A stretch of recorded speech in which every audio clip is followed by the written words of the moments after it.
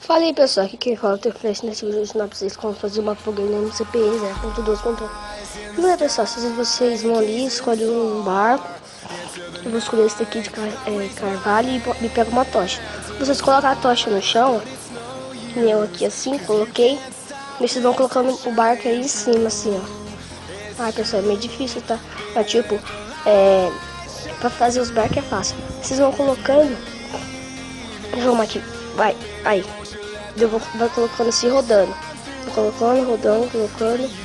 Daí, se você colocar meio que bastante, você chega perto dele e meio que empurra você. Assim, não tem como você ficar estragando a fogueira, beleza? Então, vocês colocam bastante, se você chegar perto, não pode nada. Então foi isso, pessoal. Se vocês tiverem gostado, por favor, até o próximo vídeo. Fui!